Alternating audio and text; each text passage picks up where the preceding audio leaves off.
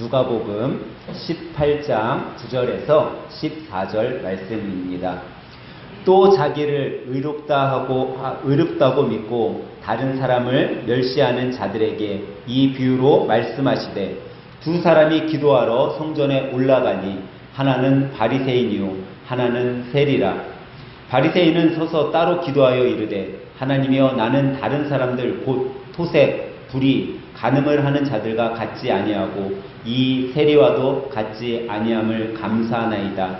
나는 일해에 2번씩 금식하고 또 소득의 11조를 드리나이다 하고, 세리는 멀리 서서 감히 눈을 들어 하늘을 쳐다보지도 못하고 다만 가슴을 치며 이르되, 하나님이여, 불쌍히 여기소서, 나는 죄인이로소이다 하였느니라. 내가 너희에게 이르노니 이에 저 바리새인이 아니고 이 사람이 의롭다 하심을 받고 그의 집으로 내려갔느니라.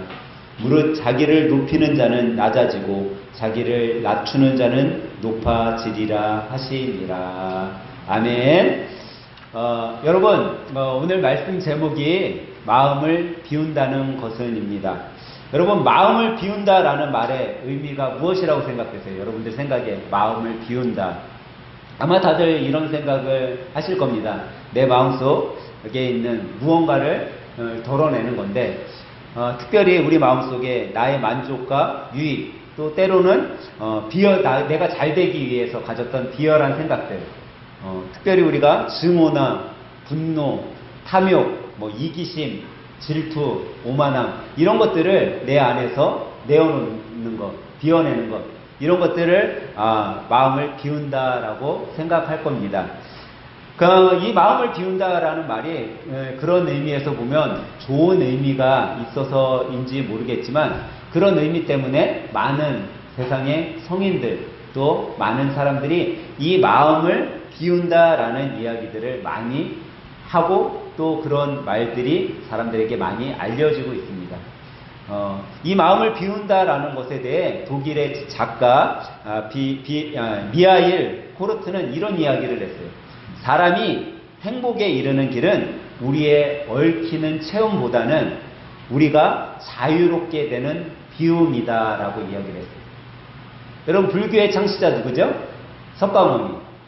석가모니도 이 마음의 비움에 대해서 뭐라고 얘기하냐면, 행복은 많이 쌓아두는 데서 오는 것이 아니라 덜어내고 또 덜어내고 마음을 비우는 데서 온다라고 이야기를 했어요. 여러분, 연예인 신동엽 씨 들어보셨어요? 이 신동엽 씨가 한 이야기 중에 이런 이야기가 있어요. 자기는 운전을 하고 가다가 어떤 사람하고 시비를 붙어도 절대 차 안에서 자기는 욕을 하지 않는데, 그 이유는 뭐냐면 차 안에서 아무리 내가 욕을 해봤자 상대는 뭐 한다고요? 듣지 못한다라는 거예요. 내가 아무리 욕을 해봤자 누가 듣고 있는 거예요? 내가 듣고 있다라는 거예요. 근데 이 신동엽 씨가 한 이 이야기는요, 사실 어디에서 나온 이야기냐면, 여러분들이 그 고대 성인들 이런 사람들 중에 장자라고 들어보셨죠? 이 장자가 쓴 삼목이라는 이야기에 나오는 이야기. 조금 제가 설명드리면, 이 삼목이라는 이야기, 삼목에 나온 이야기가 뭐냐면, 한 사공이 안개가 덮인 호수를 노를 젓고 가고 있었어요. 근데 갑자기 저편에서 배가 빠른 속도로 와서 자기 배에 부닥친 거예요. 그냥 안개가 껴있으면 어떻게 와야 돼? 천천히 와야 될 거 아니에요. 부닥치는 걸 보고선 화가 나서 이야기를 하는 거예요. 야, 이놈아, 배 좀 똑바로 몰아라. 그러고선 소리를 꽥 지르고 있는데 그 배를 쳐다봤더니 아무도 없는 거야. 그냥 빈 배가 물에 떠내려오다가 자기 배를 들여받았을 뿐이에요. 그러니까는 자기가 막 화내다가 아무도 없네 하고 말았어요. 그리고 다시 노를 져서 가는데 또 배가 한 척이 오더니 자기 배에 쿵 하고 심하게 부닥친 거예요. 깜짝 놀라 넘어질 뻔했는데, 아까 전에 그 빈 배가 생각나서 이 배도 비었겠지 하고 쳐다봤는데 그 배에는 누가 있어요? 사공이 있는 거예요. 그래서 화가 확 치밀어 올라서, 야, 이놈아, 배 좀 똑바로 몰지 않아? 이러고 화를 내고서 이제 다시 노를 젓고 가는데 자기 마음속에 아차하는 깨달음이 온 거예요. 그게 뭐냐면, 내가 아까는 똑같이 배가 부딪혔는데 사공이 없는 걸 보고 화내려고 하다가 참았는데, 지금은 사공이 있다고 내가 이렇게 화를 내고 있냐. 사람이 있어도 없다고 생각했으면 내가 화도 안 내고 더 기쁨 가운데 노를 저고 갈 수 있었을 텐데 내가 그거를 생각 못하고 화를 내고 있구나. 그런 이야기예요. 장자는 이 이야기 속에 자신의 철학 하나를 이야기하고 있는데 그게 뭐냐면 상대가 있어도 없는 것 같은 마음을 비우고 살아가는 사람은 행복하게 살 수 있다라는 철학을 심어줬어요. 그러니까 아무리 운전을 하고 가다가 상대가 시비가 걸었어도 내 옆에 그 상대가 없다라고 생각을 하면 욕을 안 하게 된다라는 거예요. 그 욕 해봤자 상대는 듣는 것이 아니라 나만 들으니까. 내가 어떤 일에 있어서 상대가 있어도 없는 것 같이 마음을 비우고 살아갈 때 더 행복하게 살 수 있다라는 거죠. 이런 말의 의미에서 보면 마음을 비운다라는 것은 참 많은 유익을 주는 것 같아요. 이것은 세상 사람들 뿐만 아니라 신앙인에게도 마음을 비우는 삶. 이 삶은, 이 이야기는 참 필요한 이야기고 삶인 거죠. 오늘 본문은 예수님께서 이 마음의 비움에 관한 어떻게 보면 짧은 이야기를 우리들에게 이야기해 주고 있는 것 같아요. 오늘 본문 이야기는 방금 여러분들에게 읽어드린 것 같은 그런 이야기예요. 지금 성전에 바리새인과 세리가 함께 기도하러 올라가게 되었어요. 바리새인 편에 있어서는 세리와 같이 기도하는 게 아무런 찔림이나 꺼리낌이 없었어. 부끄러움이 없었어요. 그래서 그는 세리하고 기도하는 거 별로 싫지 않았을 거예요. 근데 세리 편에서는 바리새인과 기도하는 게 참 불편했을 거예요. 왜냐하면 바리새인과 자기의 삶은 완전 반대되는 삶이라고 생각하며 살았던 사람이 세리이기 때문이죠. 당시 이 두 부류의 사람들의 삶을 보면 바리새인의 기도와 세리의 기도 속에 우리가 살펴볼 수 있죠. 오늘 본문에 보니까 바리새인은 성전에 들어가서 어떻게 기도하고 있죠? 서서 기도를 해요.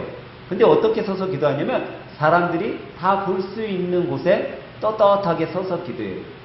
그리고 이 바리새인은 참 큰 목소리로 기도한 것 같아요. 제 생각에. 제가 여기에 같이 있지 않았지만 이 바리새인은 큰 목소리로 누구나가 다 들을 수 있을 정도의 큰 소리로 기도하고 있었어요. 그가 어떤 기도를 해죠? 그는 이렇게 기도하고 있어요. 하나님, 나는 다른 지금 이 주위에 있는 어떤 사람과는 다른 부류의 사람입니다. 내가 왜 다른 부류의 사람인지 하나님 아시죠? 저는 누구의 것을 토색하지도 않았습니다. 그렇다고 제가 불의를 저질렀습니까? 저는 불의도 저지르지 않았어요. 저는 간음하거나 나쁜 짓을 한 적도 없습니다. 라고 기도를 하고 있다는 거예요.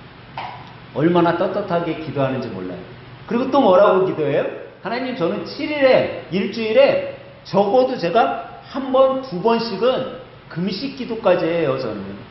그리고 저는요, 하나님 앞에 매달, 매주 11조 생활을 철저하게 지키고 있어요. 라고 기도를 해요.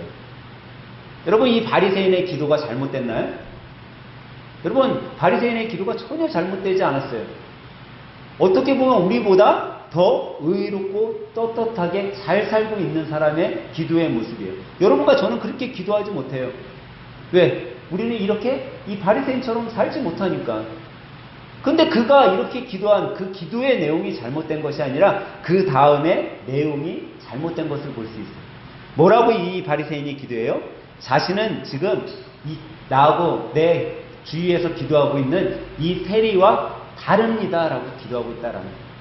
자기를 누군가와 비교하면서 나는 저 세리와 다른 부류의 사람이에요. 나는 저 세리에 비하면 높은 사람입니다. 나는 잘난 사람입니다. 그러면서 자신을 어떻게 보면 의로운 자로 하나님 앞에 자랑하고 있는 그런 기도를 하고 있다라는 거죠. 그런데 여러분, 성경에서 이 바리새인과 같은 사람을 뭐라고 이야기하냐면 어떤 사람이냐고 말하냐면 마음이 부유한 자라고 이야기를 해요, 성경은. 그를 뭐라고 하냐면 심령이 부자인 자라고 이야기를 한다라는 거예요. 마음이 부자이고 심령이 부자이기 때문에 그는 하나님 앞에 아쉬울 게 없는 거예요. 가진 게 너무 많으니까 걱정이 없어요. 가진 게 많으니까 오히려 하나님 앞에 드러내고 싶은 거예요. 나는 이렇게 토색하지 않았습니다. 나는 이렇게 의롭게 살았습니다. 드러내고 싶은 거예요. 가진 게 너무 많으니까 하나님 앞에 나아갔을 때 자기의 잘남만 이야기하는 거죠. 근데 우리가 이 바리새인과 같은 신앙생활을 하고 있지 않나, 우리 한번 돌아봐야 된다는 거예요. 하나님 앞에 기도할 때, 하나님, 저는 교회에 가서 이런 일도 하잖아요. 하나님, 저는 이렇게 준비되어 있는 자가 아니에요. 하나님, 저는 이렇게 봉사도 하고 헌신도 하고 헌금도 많이 내고 있고 11조 생활도 하면서 살아가는데, 하나님, 제 정말 잘하고 있지 않아요? 우리가 그렇게 잘난 모습으로 주님 앞에 잘난 마음으로 잘난 삶을 기도하고 있지는 않냐라는 거죠. 바리새인과 똑같은 신앙의 삶의 모습으로 살아가지 않냐라는 거예요. 우리는 한번 생각해 봐야 된다라는 거죠. 과연 나는 이 바리새인처럼 살아가고 있지 않나? 이 시대의 목회자나 사역자, 교사, 교회 직분자들, 우리가 그런 모습으로 살아갈 때 예수님 앞에 나는 이런 모습으로 살아가지 않나? 어떻게 보면 지금 오늘 우리가 읽은 이 본문 말씀은 그런 여러분과 저에게 주시는 메시지라는 거죠. 이런 이야기가 있어요. 어느 날 김지사님이 죽어서 천국에 올라갔어요. 천국에 올라갔더니 천사가 하나님 앞에 김지사님을 데리고 갔어요. 그러고선 이야기를 해요. 하나님, 김지사가 천국에 왔습니다. 그랬더니 하나님이 김지사를 보더니 김집사 천국에 와서 잠깐만 기다려라. 내가 지금 너무나 바쁘니까 잠깐 이것 좀 하고 내가 너 이야기 만나줄게. 그래, 김집사가 네 알겠습니다 하고 기다리는데 하나님이 직무실에서 계속 일만 하고 계신 거야. 1시간이 지나고 10시간이 지났어요. 점점 피로가 몰려오는 거예요. 근데 하나님은 자기 일만 계속 하고 계신 거예요. 근데 갑자기 천사가 헐레벌떡 뛰어오면서 상기된 목소리로 그러는 거예요. 하나님, 박 목사가 천국에 왔어요. 그러는 거예요. 그랬더니 하나님이 천사의 이야기를 듣자마자, 야, 박 목사가 왔어? 야, 천사들로 빨리 박 목사의 천국 입성을 환영하는 환영식을 베풀어라. 내가 빨리 가야겠다. 그러고서 천사를 따라서 직무실에서 하나님이 나가는 거예요. 자기 가만 놔두고. 김집사가 소름이 물려오는 거야. 야, 하나님 어떻게 저럴 수 있지? 나는 지금 10시간 동안 기다리고 있는데 박 목사가 왔다고 저렇게 뛰어나가? 너무 서운하다. 그러고선 우두커니 앉아서 기다리고 있는데 한 5시간이 지나고 나서 하나님이 직무실에 들어오신 거예요. 서러운 마음이 있잖아요. 서운한 마음이. 그래서 하나님한테 이야기했어요. 하나님, 어쩌면 그러실 수 있어요.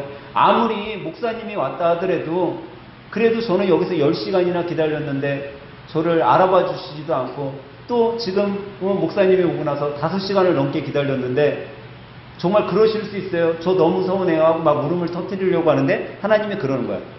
야, 김지사야, 미안하다. 미안해. 근데 그 미안하다는 말로 위안이 안 되는 거야.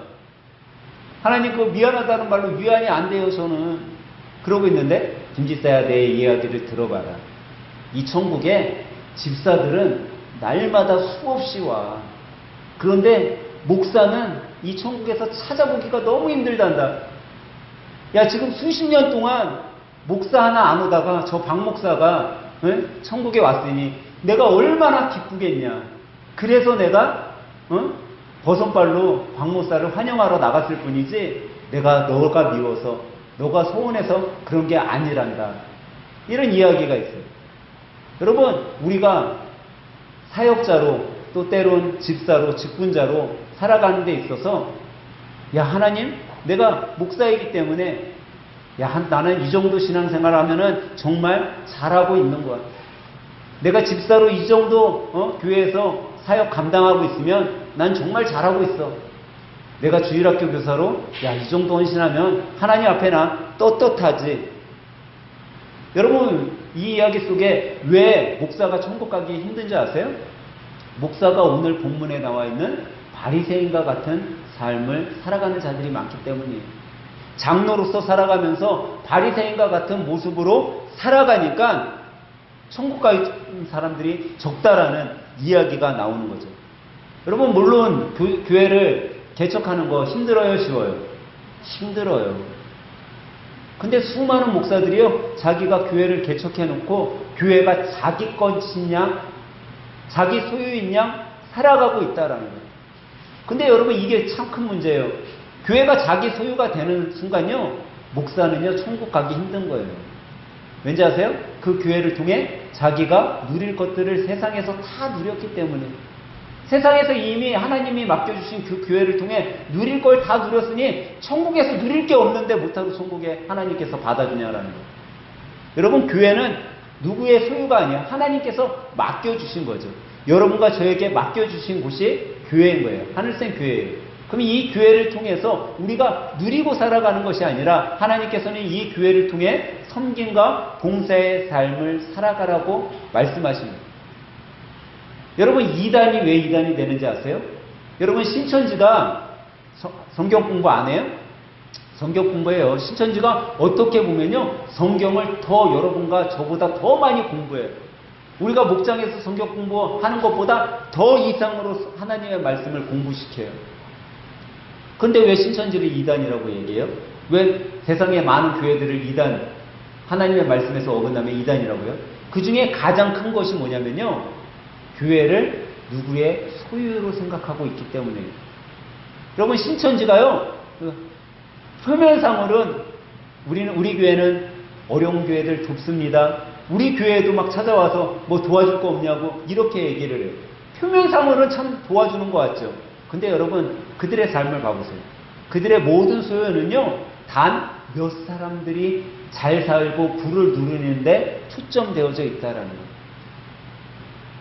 여러분, 신천지, 이만희, 그 계열 사람들 삶이 어떤지 아세요? 여러분, 우리 상상을 초월하는 삶을 살아요, 그 사람들은요. 그 사람들이 하루에 쓰고 사는 그 비용은요, 여러분들이 한 달, 아니 1년을 버는 수입을 그들은 하루만 해도 쓰는 사람들이에요. 우리의 상상을 초월하죠. 하나님이 맡겨주신 것을 교회가 나누고 베풀고 살아야 되는데, 그렇지 못하고 누구의 소유가 되는 순간 그것이 이단이 되는 거예요. 그런 순간 뭐가 되는지 아세요? 교만한 마음이 그 안에 가득하게 되는 거예요. 교만한 마음은요, 하나님을 대적하는 마음이에요. 교만한 마음은요, 자기만을 자랑하는 마음이죠. 그렇기 때문에 오늘 본문의 말씀은요, 여러분들의 마음을 비우는, 이 비운다는 건 세상의 부로 가득한 마음, 바리새인과 같은 마음을 우리가 비워야 된다라고 가르쳐주고 있는 거죠. 근데 오늘 본문에 바리새인 말고 또 누가 등장하죠? 세리가 등장하고 있는 것을 볼 수 있어요. 오늘 본문에 이어 나온 이 세리는 지금 어떤 상태인지 우리가 한번 들여다보게 되죠. 지금 바리새인과 세리가 성전에는 같이 올라왔어요. 근데 바리새인이 먼저 서서 기도를 아주 큰 소리로 자기 자랑을 하며 기도하고 있는 모습을 세리는 다 들었던 것 같아요.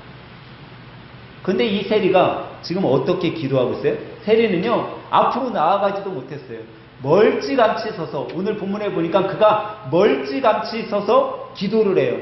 뭐라고 기도해요? 하나님이여, 불쌍히 여겨주세요. 하나님, 저를 불쌍히 여겨주세요. 저는 죄인입니다. 라고 기도하고 있다는 거예요. 그는 다른 어떤 얘기를 하지 못했어요. 근데 왜 세리가 이렇게 기도할 수밖에 없었냐? 오늘 본문에 봤더니 그가 하늘을 쳐다보지도 못하고 고개를 푹 숙인 채 하나님이여 불쌍히 여겨주세요. 저는 죄인입니다. 근데 여기에서 우리 여러분 한번 생각해 보세요. 오늘 본문에 바리새인이 잘 살았을 것 같아요, 여러분? 세리가 더 잘 살았을 것 같아요. 세리가요, 여러분, 바리새인에 비해 몇 배 더 잘 살았어요. 세리가 뭐 하는 사람이요? 세금을 징수하는 사람이었어요. 예전이나 지금이나 세금을 징수하는 사람들은 잘 살아요, 이상하게. 근데 이 당시 때 왜 세리가 더 잘 살았냐면, 이 시대 때는요, 세리가 매기는 게 세금이었어요. 당신 한 달란트가 세금입니다. 그러면 한 달란트 무조건 내야 돼요. 당신 2달란트가 세금입니다. 그러니까 세리가 어떻게 해요? 자기 부유를 축적하기 위해서 막 속여서 세금을 징수하기도 했어. 그러니까 이 세리가 잘 살 수밖에 없잖아요. 가진 게 많을 수밖에 없어요. 그러면 여러분 생각에 지금 우리는 어떤 걸 쫓아가냐라는 거예요. 우리는 삶 가운데 뭔가 부를 축적하기를 원하잖아요. 좀 누구보다 가진 게 많고 싶잖아요. 좋은 집에 좋은 자동차를 끌고 다니고 싶어 하잖아요. 이 세리는 지금 그런 삶을 살아가는 사람이에요. 그러면 더 많은 거 갖고 있으니까 행복해야 되잖아요. 더 떳떳하고 자랑할 게 많아야 되잖아요. 근데 이 세리가 지금 뭐 하고 있냐라는 거예요. 오히려 하나님 앞에, 하나님 저를 불쌍히 여겨주세요. 저는 죄인입니다. 저는 하나님 앞에 내세울 것 하나도 없습니다. 저는 행복하지 못해요. 저는 너무나 어려워요. 그렇게 기도하고 있다라는 거죠. 여러분, 가진 게 많고 부유하면 행복할 것 같고 떳떳할 것 같고 자랑할 거 많을 것 같은 우리의 생각과는 전혀 다른 삶의 모습을 예수님께서는 깨닫게 해주고 있는 거예요. 여러분, 오히려 가진 것이 한없이 없음에 우리는 감사할 수 있는 자들이 되어야 된다라는 거예요. 왜? 가진 게 없었더니 주님께서 날 찾아와 주셨으니까. 내가 가진 게 많으니까 내가 주님 앞에 자랑만 하던 내가 가진 게 없으니까 내가 주님을 찾게 되었습니다. 제가 아까 전에 이 바리새인과 같은 사람을 성경에서는 어떤 마음을 가진 자라고 얘기했다고요? 마음이 부자인 자, 심령이 부자인 자. 그러면 이 세리와 같은 사람은 뭐라고 성경에서 얘기할까요? 마음이 가난한 자, 심령이 가난한 자라고 이야기하고 있습니다. 근데 성경은요, 이 심령이 가난한 자에 대해서 뭐라고 얘기하고 있냐면, 마태복음 5장서부터 7장을 우리가 뭐라고 하냐면, 산상수훈이라고 이야기해요. 마태복음 5장부터 7장은 예수님의 설교를 기록해 놓은 곳이에요. 근데 이 마태복음 5장 3절에 보면 예수님께서 이렇게 말씀하고 있어요. 심령이 가난한 자는 복이 있나니 천국이 그들의 것이니요 라고 말씀하고 있어요. 어떤 사람이 천국이 저의 것이라고요? 심령이 가난한 자, 마음을 비운 자가 천국을 소유하게 된다라고 말씀하고 있다라는 거예요. 오늘 본문은요, 이것을 조금 다르게 풀어서 이야기하고 있어요. 오늘 본문 14절에 보니까 마음을 비운 자들이 어떤 삶을 사냐면 이렇게 말씀하고 있어요. 내가 너희에게 이르노니 이에 저 바리새인이 아니고 이 사람이 의롭다 하심을 받고라고 이야기해요. 마음이 가난한 자, 심령이 가난한 자가 어떤 사람이 된다고요? 의로운 자라 일컬음을 받는다라는 거예요. 그리고 그 이어서 뭐라고 얘기해요? 그의 집에 내려갔느니라. 주님께서 그의 마음에 찾아 들어가신다라는 거예요. 주님께서 우리 집에 들어오신다라는 거예요. 바리새인처럼 자기 마음에 가득 차 있고 자기 자랑으로 가득 차 있는 그 사람이 아니라 심령이 가난해서 나는 죄인입니다. 주님, 제가 어떻게 합니까? 라는 이 고백을 하는 심령이 가난한 자를 주님께서 오히려 더 의롭다 칭찬해 주시고 그에게 내려가 주신다라고 이야기하고 있는 거죠. 그런데 여러분, 바리새인과 세리를 생각할 때 우리가 바리새인의 삶, 세리의 삶을 우리는 한번 좀 생각해 볼 필요가 있어요. 바리새인은요, 항상 그 안에 많은 것이 가득해 있음을 우리가 보게 되었어요. 오히려 세리는 물질적으로는 가진 게 많았지만 마음속으로는 가난한 자의 삶을 살아간 걸 볼 수 있어요. 여러분, 요즘에 우리 교회 어린이 학생들 또 청년들이 점점 한국교회에 주는 모습을 볼 수 있어요. 근데 왜 이 학생들 청년들이 교회를 떠나고 교회에 오는 것을 싫어하고 교회가 재미없어지는지 아세요? 가장 큰 거가 뭐냐면 그들이요, 아쉬울 게 없기 때문입니다. 부모님이 다 들어줘요. 학생들 뭐 필요하다고 하면 부모님이 다 사주고 다 해줘요. 집에 내가 혼자 있어도 스마트폰 하나만 갖고 있으면 아쉬울 것 없이 재밌게 지낼 수 있어요. 아쉬운 거라고는 하나도 없어요. 우리 청년들, 내가 열심히 노력하고 내가 이렇게 벌었으니 내가 이거 본 것 갖고도 내가 충분히 살아갈 수 있는데, 야, 내가 직장 다닌 거 이 수익 갖고도 내가 충분히 살아가는데 내가 뭐 아쉬울 것이 있어. 아쉬울 것이 하나도 없으니까 그의 마음속에 자기의 자랑으로 가득 차 있으니까요, 하나님의 도우심이 없어도 나는 살아갈 수 있다라고 생각하는 거예요. 하나님의 도우심이 없어도 나는 내가 내일 다 하고 있고 내 힘으로 잘 살고 있다는 생각으로 마음이 가득 차 있으니까요, 교회에 나갈 필요가 없는 거예요. 예수님을 믿을 필요가 없는 거예요. 교회가 오히려 더 피곤하고 싫은 곳이 돼버리는 거예요. 여러분, 여러분들이 학창 시절 어렸을 때 여러분 교회에 왜 오셨어요? 어렸을 때 믿음이 있어서 교회에서 학생 시절 보냈어요? 아마 그렇지 않을 거예요. 집에 있는 것보다 주일날 교회 가면 재밌거든. 게임도 하고 맛있는 간식도 주고 점심도 주고 친구들도 만나고. 집에 있는 것보다 교회 가면 뭔가 더 유익이 있고 나에게 보탬이 되고 재미가 있으니 교회에 왔던 거예요. 그건 뭐예요? 내가 가진 것보다 교회에 가면 얻을 것이 더 많이 있었기 때문에. 내가 가진 게 없으니까 채우기 위해서 교회에 갔었던 거예요. 근데 지금은 그게 없으니까 학생들이 교회를 떠나는 거예요.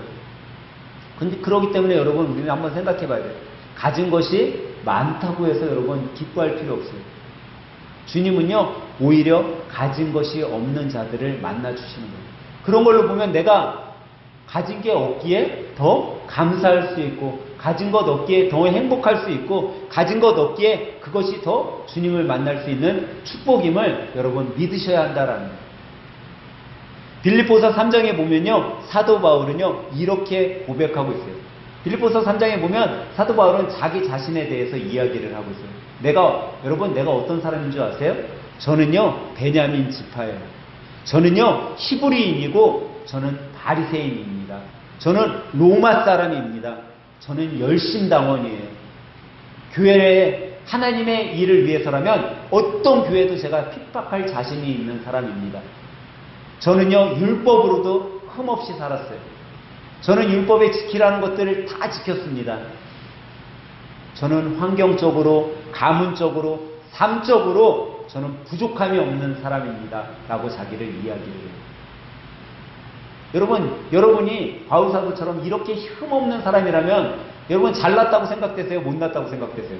잘났을 거야. 잘 모르겠어요? 여러분이 여성분들은 이화여대 수석으로 졸업하고 여러분들이 석사학위, 박사학위를 외국에서 다 하고 왔어요. 여러분이 집안도 우리나라에 잘 나가는 삼성그룹 회장의 집안에 살고 있어요. 그 가문에서 태어났다라고 생각해 보세요. 여러분 바깥에 어디 나가서 자랑하고 싶지 않겠어요? 지금 사도 바울이 그런 사람이에요. 그런데 그런 사도 바울이 예수님을 인격적으로 만나고 난 다음에 그의 고백, 그가 자기를 이야기하는 것이 어떻게 바뀌었는지 아세요? 그가 이렇게 얘기해요. 지금 내가 가지고 있는 모든 지식이, 저는 이 지식, 이 내가 갖고 있는 학식, 뛰어난 명철, 이 모든 것들이요, 저는 다 내 삶의 해로 여깁니다. 자기의 똑똑함이 오히려 해가 된대. 그러면서 그가 뭐라고 해요? 내가 이것을 해로 여김은 세상의 모든 지식보다 예수님을 아는 지식이 더 고상하기 때문이라는, 고차원적인 지식이기 때문이라는. 여러분이 서울대학교를 안 나오고 이화여대를 안 나왔다 할지라도 예수님을, 서울대학교 나오고 박사학위를 갖고 있는 사람이 예수님을 모르는 거와 여러분들이 초등학교만 나왔어도 예수님을 알고 있으면 그게 더 여러분들의 삶에 고상한 지식을 갖고 있다라고 지금 사도 바울은 이야기하는 거죠. 그러면서 이어서 사도 바울이 뭐라고 하냐면, 내가 갖고 있는 모든 유익한 것을 자기는 배설물로 여긴다라는 거예요. 자기의 가문, 자기가 율법을 잘 지켰었던 것, 자기가 좋은 집안에 태어나서 좋은 학문을 공부했던 이 모든 것들을 배설물로 여긴다라고 이야기를 해요. 근데 자기가 그거를 배설물로 여길 수 있는 이유는 단 한 가지, 내가 누구를 얻었기 때문에, 예수 그리스도를 얻었기 때문이다 라고 이야기한다라는 거예요. 여러분, 심령이 가난한 사람, 마음을 비운 사람을요 예수님께서 채워주심을 믿으시기 바랍니다. 근데 뭐로 채워주시냐? 예수님이요 그에게 심령이 가난한 자는 복이 있나니 뭐가 그의 것이라고요? 천국이 저희의 것이라는 거예요. 천국을 소유했기 때문에 더 이상 값진 것들이 필요하지 않은 거예요. 여러분, 세상에 많은 성인들, 위인들도 이 마음을 비운다라는 것에 대해 이야기했다라고 얘기했잖아요. 근데 여러분, 세상이 말하는 마음의 비움과 성경이 말하는 마음의 비움에는요 아주 큰 차이가 있어요. 성경도 물론 마음을 비우라고 이야기하고 있어요. 근데 그 큰 차이가 뭔지 아세요? 세상은요 마음을 비우는 것까지만 이야기하고 있어요. 마음을 비우면 행복이 오고, 마음을 비우면 기쁜 일이 생기고, 그런 것들을 얘기하는데, 성경은요 마음의 비움만을 얘기하는 것이 아니라 우리가 해야 될 일이 있다라고 얘기하는데, 그게 뭐냐면 그 비워진 마음을 채워라 라고 얘기하고 있다는 거예요. 비우는 것으로 끝내는 것이 아니라 성경은 그 비워진 마음을 채워야 된다라고 이야기해요. 뭐로 채워야 되냐? 그 비워진 마음을 우리는 하나님의 마음으로 채워야 된다라는 거예요. 다시 말해서 우리의 비워진 마음을 하나님께 맡겨야 된다라는 거죠. 빌립보서 2장 5절은 이렇게 말씀하고 있어요. 너희 안에 이 마음을 품으라. 그리스도 예수의 마음이니. 우리의 비워진 마음을 예수님으로 채워야 된다라는 거예요. 그 예수님으로 채울 때 우리가 성경이 말하는 성도들의 삶을 살아갈 수 있다는 거예요. 세상은요, 마음을 비우는 것으로 끝냈지만 성도들은 그 비워진 마음에 예수님의 마음으로 채워야 된다는 거예요. 예수님의 마음으로 채워졌을 때 그때부터 우리의 삶이 새롭게 변화되는 거예요. 여러분, 우리는요 그런 마음을 가져요. 때로는 부모님이 내 마음 좀 알아줬으면, 친한 친구가 내 마음 좀 알아줬으면, 어떻게 내 마음을 이렇게 모르냐 쟤는. 우리 부모님 내 마음 좀 알아주고 이것 좀 해주고 이것 좀 도와주고 그러시지. 왜 이렇게 세상 사람들은요 다 자기의 마음을 누군가 알아주고 그 마음을 채워주기를 원한다라는 거예요. 그런데 하지만요 예수님은 그러지 않으셨어요. 예수님은요 예수님의 마음을 누가 알아주고 누가 채워주고 그렇지 않으셨어요. 예수님은요 오로지 온통 자신의 마음을 예수님인데도 하나님의 마음으로 가득 채우셨어요. 그것을 우리가 어떻게 할 수 있죠? 예수님의 공생의 기간 수많은 기적을 행하셨잖아요. 우리가 잘 아는 오병이어 기적. 한번 그때 장면을 한번 생각해 볼까요? 오병이어 기적을 하실 때 하나님이 제자들에게 그래요. 야, 사람들 3, 4, 5 좀 앉혀봐. 사람들 무리로 이렇게 나눠서 앉혔어요, 제자들. 그리고 예수님이 소년의 도시락을 들어서 제일 먼저 하신 게 뭐예요? 하나님 앞에 기도하셨어요. 하나님을 우러러 기도하셨어요. 그게 뭔지 아세요? 하나님, 이들에게 내가 베푸는 이게 내 마음으로 하지 않고 하나님의 마음으로 해주세요. 그래서 하나님께 기도했었던 거예요. 모든 기적 속에 예수님은요 단 한 번도 자기의 마음으로 하지 않으셨어요. 다 하나님 앞에 기도하고 행하셨어요. 하다못해 예수님이 여러분 인생에 있어서, 여러분 삶에 있어서 가장 중요한 거 되라고 하면 여러분 뭐겠어요? 저는 아마 나에게 있어서 가장 중요한 거 얘기하라면 내 생명일 것 같아요. 내 생명이 끝나면 이 세상에서 아무것도 없잖아요. 우리는 이제 예수님 오시려면 기다리는 거잖아요. 그러면 이 세상에서의 삶 속에서 가장 중요한 건 뭐예요? 내 생명이겠죠? 예수님도 똑같았을 거예요. 예수님의 생명이 자신에게는 가장 소중했을 거야. 근데 이 생명, 자기의 죽음까지도 예수님은요 자기의 마음으로 하지 않았다는 거예요. 그 죽음 앞에 뭐를 이야기해요? 아버지 하나님, 내가 이 십자가의 고난을 가져야 되는데 이 십자가의 고난 내 뜻대로 마옵시고 아버지의 뜻대로 행하셨으면 좋겠어요. 자기의 생명까지도 자기의 죽음까지도 하나님의 마음에 그는 맡겼던 거예요. 이게 여러분 성경이 말하는 우리의 마음의 비움이라는 거예요. 우리는 마음을 비운 자로서 사는 것이 아니라 그 비운 마음을 채워야 한다라는 거죠. 근데 왜 우리의 마음을 예수님의 마음으로 채우라라고 이야기하고 있냐는 거예요. 오늘 본문 말씀은 그 이유를 여러분과 저에게 이야기해 주고 있습니다. 오늘 본문 14절에 갔더니요 14절 하반절에 이렇게 말씀하고 있어요. 무릇 자기를 높이는 자는 낮아지고 자기를 낮추는 자는 높아지리라 하십니다. 여러분, 예수님은요 낮은 자로서 이 세상에 오셨고 낮은 자로서의 삶을 사셨어요. 예수님이 어떤 분이죠? 예수님은 왕이세요. 예수님은 하나님이세요. 하늘 영광 다 갖고 계신 분이 예수님이에요. 근데 그분이 정말 낮고 낮은 인간의 모습으로 이 땅에 오셨어요. 왜? 그 낮은 자의 삶을 여러분과 저에게 가르쳐주기 위해서.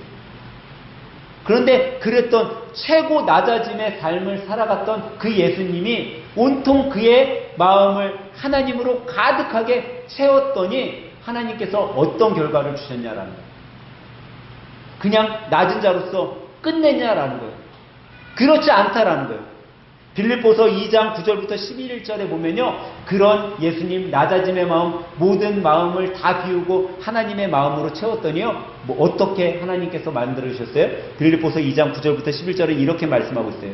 이러므로 하나님이 그를 지극히 높여 모든 이름 위에 뛰어난 이름을 주사 하늘에 있는 자들과 땅에 있는 자들과 땅 아래에 있는 자들로 모든 무릎을 예수의 이름에 꿇게 하시고 모든 입으로 예수 그리스도를 주라 시인하여 하나님 아버지께 영광을 돌리게 하셨느니라 라고 말씀하고 있습니다. 그냥 끝났어요. 예수님이 낮아진 자로 아니오라는 거예요. 더 높아지셨어요. 모든 세상의 사람들이 예수의 무릎 앞에 다 무릎 꿇고 예수님 앞에 무릎 꿇을 수밖에 없는 그런 영광의 모습을 주신 거죠. 여러분, 마음을 비우는 거 참 중요해요. 그런데 더 중요한 게 있어요. 그 마음을 채워야 된다는 거예요. 사단 마귀는요, 여러분과 제가 마음을 비우잖아요. 그리고 아무것도 안 채워져 있으면 어떻게 해요? 7 마귀를 다시 데리고 예전보다 더 악한 것들로 우리를 채운다라고 이야기하고 있습니다. 여러분, 우리는 마음을 비웠으면요, 이제 채워야 돼요. 무엇으로 채워야 할지, 어떻게 채워야 할지 우리는 이제 결정해야 돼요. 마가복음 8장 34절에 보니까요, 이렇게 말씀하고 있어요. 무리와 제자들을 불러 이르시되 누구든지 나를 따라오려거든 자기를 부인하고 자기 십자가를 지고 나를 따를 것이니라 라고 말씀하셨어요. 이건 다시 말해서 내 십자가를 다 내려놓고 이제 그 내려놓은 십자가를 이제 짊어지고 내 마음에 누구로 가득 채워야 돼요? 예수 그리스도로 채우고 예수의 십자가를 같이 짊어지고 우리가 가야 된다라는 거죠. 또 요한계시록 3장 20절은 이렇게 말씀하고 있어요. 볼지어다 내가 문 밖에 서서 두드리노니 누구든지 내 음성을 듣고 문을 열면 내가 그에게로 들어가 그와 더불어 먹고 그는 나와 더불어 먹으리라. 여러분, 우리가 마음문을 열고 주님을 모셔야 되는 거예요.